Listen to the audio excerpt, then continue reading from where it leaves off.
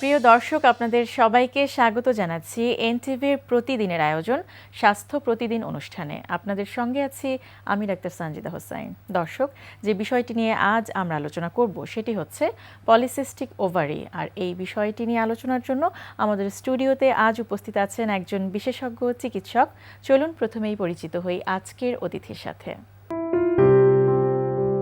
সহকারী অধ্যাপক ডাক্তার শারমিন আব্বাসী 1984 সালে অক্টোবর মাসে ঢাকা জেলায় জন্মগ্রহণ করেন। তিনি 2008 সালে ইব্রাহিম মেডিকেল কলেজ থেকে MBBS ডিগ্রি লাভ করেন। এরপর তিনি চিকিৎসা বিজ্ঞানে উচ্চতর FCPS ও MCPS ডিগ্রি লাভ করেন। তিনি বাংলাদেশের অবহেলিত নারীদের চিকিৎসা ক্ষেত্রে অবদান এবং গবেষণা কাজের জন্য ইয়াং গাইনোকোলজিস্ট অ্যাওয়ার্ড পেয়েছেন। বর্তমানে তিনি আনোয়ার খান মডার্ন মেডিকেল কলেজ ও হাসপাতালে প্রসূতি ও স্ত্রী রোগ বিভাগের সহকারী অধ্যাপক হিসেবে কর্মরত আছেন। স্বাগত জানাচ্ছি আমাদের অনুষ্ঠানে। আপনাকে অসংখ্য ধন্যবাদ আমাকে আমন্ত্রণ জানানোর জন্য। যেটি এখনকার সময়ে মহিলাদের ক্ষেত্রে খুব বেশি হচ্ছে, পলিসিস্টিক ওভারি বা PCO, এটি নিয়ে একটু আলোচনা করতে চাই। শুরুতেই একটু জানতে চাই যে আসলে এই PCO বলতে কি বোঝানো হচ্ছে। আসলে পিসিওটাকে সংক্ষেপে যদি আমরা বলি তাহলে পলিসিস্টিক ওভারিয়ান ডিজিজ বা PCOD হিসেবে বলা হয়। তো এটি সাধারণত যেটি হয় যে হরমোনাল একটা ইমব্যালেন্সের জন্য মহিলাদের কিছু পরিবর্তন হয় এবং সেই পরিবর্তনেরই কয়েকটি সমস্যাকে একসাথে করে আমরা এটিকে একটা সিনড্রোম বলে থাকি। সাধারণত দেখা যায় যে হরমোনাল কিছু সমস্যা হচ্ছে এবং এক্ষেত্রে দেখা যাচ্ছে যে অ্যান্ড্রোজেন হরমোন যেটি আছে মেয়েদের শরীরে সেটি বেড়ে যাচ্ছে এবং স্ট্রোজেন এবং প্রোজেস্টেরন দুটো হরমোন, যে এই হরমোনগুলোর ব্যালেন্সটা নষ্ট হচ্ছে, যার ফলে কি হচ্ছে ওভারিটা অনেক সময় পলিসিস্টিক হয়ে যাচ্ছে এবং তারপরে মেয়েদের বিভিন্ন ধরনের সমস্যা তৈরি হচ্ছে এবং যার ফলে এই পুরো সমন্বিত বিষয়টাকেই আমরা একটা সিনড্রোম আকারে সাধারণত রোগীদেরকে বোঝানোর চেষ্টা করছি। তো এই যে একটি সমস্যা এবং এখন কিন্তু দেখতে পাচ্ছি যে খুব বেশি মাত্রায় বেড়ে যাচ্ছে, তো এর পেছনে কি আসলে কোনো কারণ আছে?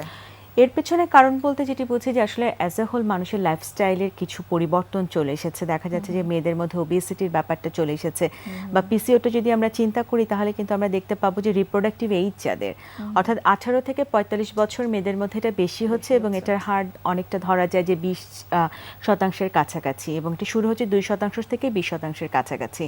তো এখানে কিছু পরিবর্তন চলে আসতেছে মেয়েদের মধ্যে এবং এক্ষেত্রে দেখা যাচ্ছে যে মেয়েরা আমাদের কাছে চলে আসছে অনেক সময় যে তাদের কিছু মিনস্ট্রুয়াল ইরেগুলারিটি নিয়ে, ঠিক সময় মাসিক হচ্ছে না বা যখন হচ্ছে ডেটটা হয়তো ঠিক থাকছে না বা অনেক দিন পর পর হচ্ছে। ওবেসিটি বা স্থূলতা একটা মেইন কারণ এটার পেছনে। অনেক সময় দেখা যাচ্ছে রোগীরা খুব অল্প বয়সে আমাদের কাছে ডায়াবেটিক নিয়ে প্রেজেন্ট করছে। মোট কথা লাইফস্টাইলটা অনেক বড় বিষয় হিসেবে কাজ করছে। আর লক্ষণগুলো যদি একটু জানতে চাই, আপনি ইতিমধ্যেই কিছুটা বলেছেন যে অনিয়মিত মাসিক হবে, আর কি কি লক্ষণ? এক্ষেত্রে যদি আমরা বলতে পারি যে প্রথমতই মাসিকের যে সমস্যা এটা নিয়ে রোগীরা প্রথম আসে, কারণ PCO মানেই হচ্ছে যখন ওভারিগুলো পলিসিস্টিক হয়ে যাচ্ছে সেখানে অ্যান্ড্রোজেন হরমোনটা বেশি। যেখানে অ্যান্ড্রোজেন হরমোন অর্থাৎ পুরুষের শরীরে যে হরমোনটা বেশি থাকে সেটা যখন মহিলার শরীরে বেশি হয় তখন কিন্তু তার যে প্রক্রিয়াগুলো রিপ্রোডাক্টিভ সিস্টেমে সেই প্রক্রিয়াগুলো বাধাপ্রাপ্ত হচ্ছে। যখন সেটা বাধাপ্রাপ্ত হচ্ছে তার মানে যে হিসেবে তার মাসিকটা হওয়া দরকার সেটা হচ্ছে না, আবার যখন হচ্ছে সেটি পরিমাণে কম হচ্ছে, অথবা তার মাসিকের যে লেন্থটা এই লেন্থটা লম্বা হচ্ছে। সাধারণত আমরা বলি 28 থেকে 30 দিন পর পর একজন মহিলার মাসিক হবে, সেটি না হয় দেখা যাচ্ছে লম্বা 35, 40, 45 দিনের গ্যাপে গ্যাপে হচ্ছে। আবার যখন হচ্ছে তখন কিন্তু এক্সেসিভ ব্লিডিং নিয়ে আমাদের কাছে মেয়েরা চলে আসতেছে, বলা হচ্ছে যে অনেক দিন পর পর আমার মাসিক হয় কিন্তু যখন হয় তখন ব্লিডিংটা অনেক হেভি হয়, অনেক বেশি হয় যে আমি আমার নর্মাল কাজকর্ম প্রপারলি করতে পারছি না। অনেক সময় দেখা যাচ্ছে তলপেটে ব্যথা হচ্ছে। আবার কিছু শারীরিক পরিবর্তন নিয়েও কিন্তু রোগীরা আমাদের কাছে আসে। প্রথমত যে মোটা হয়ে যাওয়া একটা পরিবর্তন, আরেকটা হচ্ছে অবাঞ্ছিত কিছু লোম থাকা, এবং যেটা আরেকটু বেশি কমনলি আসে যে হয়তো তার কখনো এর আগে মুখে ব্রণ হতো না, হঠাৎ করে দেখা গেল যে সারা শরীর মুখ ভর্তি তার ব্রণ ভরে গেছে, যে হঠাৎ করে কেন তার ব্রণ হচ্ছে। তো ব্রণের চিকিৎসা করছে কিন্তু আসলে সোর্সটা দেখা যাচ্ছে পলিসিস্টিক ওভারিয়ান সিনড্রোম। এবং এখন আমরা কিন্তু অনেক বেশি রোগী পাই আমাদের প্রতিদিনকার প্র্যাকটিসে, যেটা দেখা যায় যে অনেক রোগীরা কিন্তু সাইকোলজিক্যাল অ্যাবনর্মালিটি নিয়ে আসে, অ্যাংজাইটি, ডিপ্রেশন। ম্যারিড পারসন যারা আছে তাদের ক্ষেত্রে দেখা যায় সাইকোসেক্সুয়াল কিছু ডিসঅর্ডার নিয়ে তারা আমাদের কাছে আসছে। এবং যারা ম্যারিড পারসন তাদের কিন্তু বিয়ের পরপরই যদি PCO হয় বা আগে থেকে PCO থাকে আনডায়াগনোস, তারা কিন্তু দেখা যাচ্ছে যে অনেক দিন ধরে চেষ্টা করছে প্রেগনেন্সির জন্য কিন্তু তার প্রেগনেন্সি হচ্ছে না। অর্থাৎ ইনফার্টিলিটি কিন্তু one of the presentation of the PCO। আপনি ইনফার্টিলিটিতে ভুগছেন, আপনার বাচ্চা হচ্ছে না, আমাদের কাছে আসলেন, আমরা দেখা গেল যে পরীক্ষা নিরীক্ষা করে আপনার হিস্ট্রি শুনে আমরা ডায়াগনোস করলাম যে আপনি একটা কেস অফ পিসিও।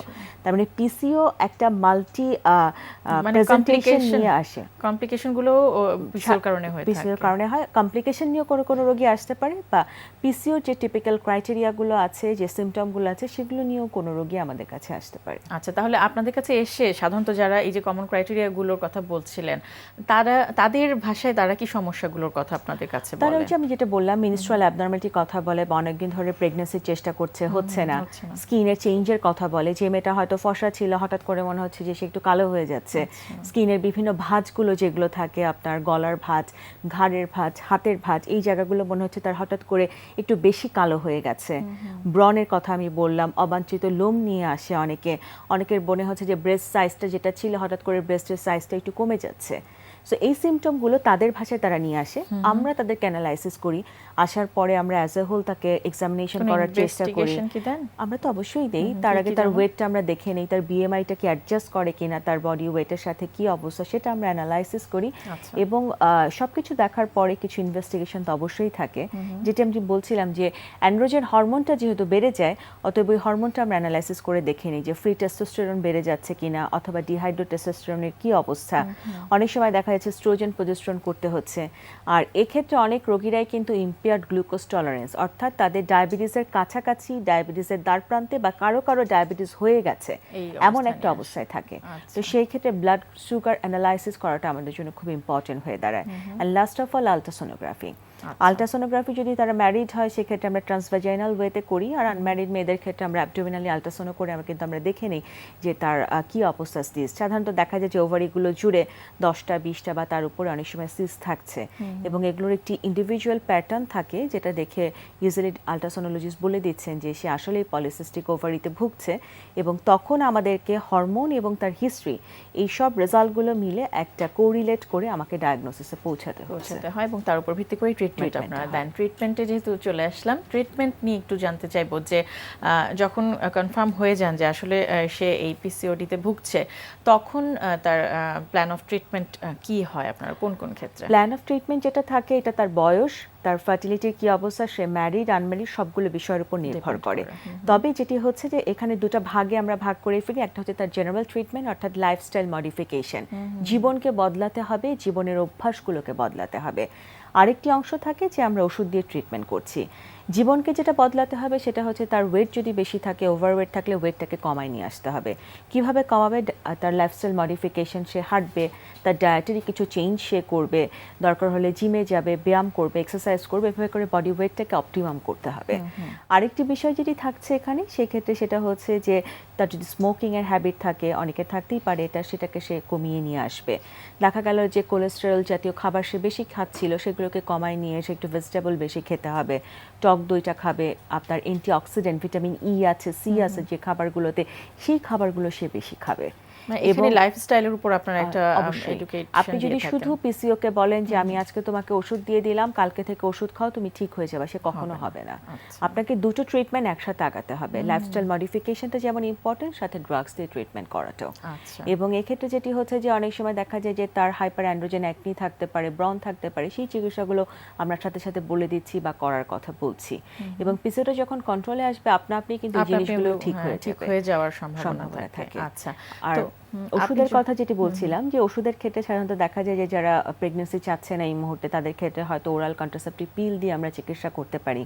আর যেটা আমি বারবারই বলছি যে অ্যান্ড্রোজেন হরমোনটা বেড়ে যায়, সেক্ষেত্রে অ্যান্টি অ্যান্ড্রোজেন যে ওষুধগুলো বাজারে পাওয়া যায়, স্পেশালি সিপ্রোটেরন অ্যাসিটেট অথবা স্পাইরোনলেকটিন, এই ধরনের ওষুধগুলো দিয়ে আমরা তাদেরকে চেষ্টা করি যে তাদের যে সমস্যাটা আছে সেটাকে অনেকটা অংশে কমিয়ে নিয়ে আসার জন্য।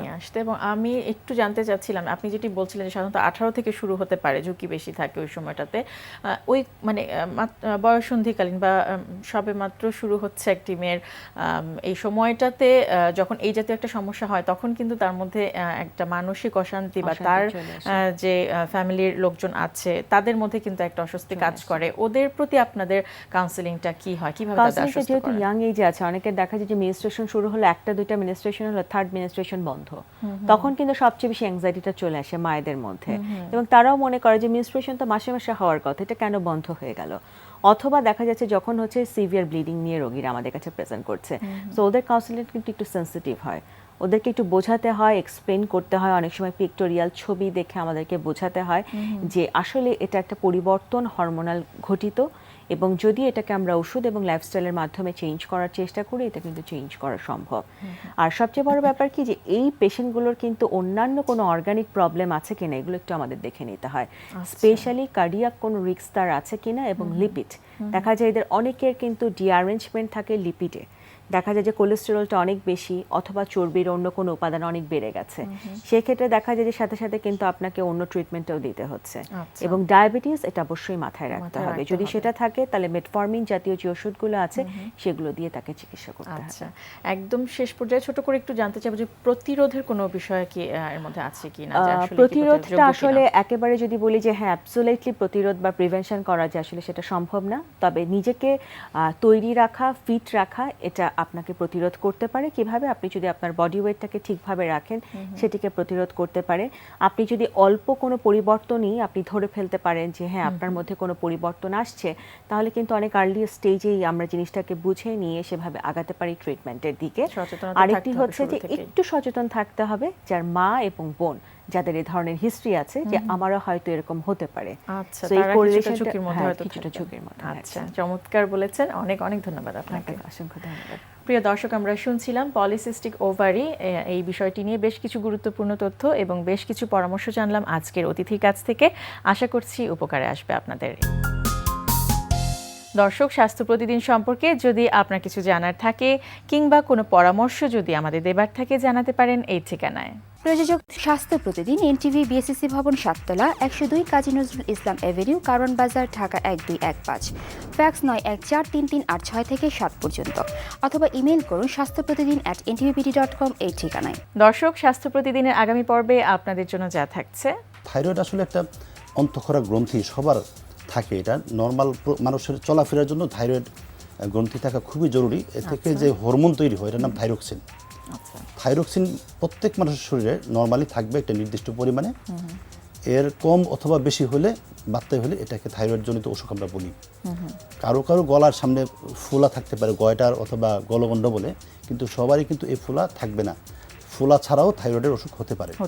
সাধারণত থাইরয়েডের অসুখ দুই রকম, একটা বলি কাজ বেশি হওয়া বা হাইপার থাইরয়েডিজম, আর একটা হচ্ছে কাজ কম হওয়া বা হাইপোথাইরয়েডিজম। এই দুইটাই শরীরের জন্য খুবই ক্ষতিকর। বিশ্বের যে কোনো প্রান্ত থেকে যে কোনো সময় এনটিভিতে সম্প্রচারিত আপনাদের পছন্দের অনুষ্ঠান স্বাস্থ্য প্রতিদিন দেখতে চাইলে ভিজিট করুন আমাদের পূর্ণাঙ্গ ওয়েব পোর্টাল www.ntvbd.com। আজ এ পর্যন্তই। সবাই ভালো থাকুন, সুস্থ থাকুন। আগামীকাল আবারও দেখা হবে ঠিক একই সময় এনটিভি পর্দায়।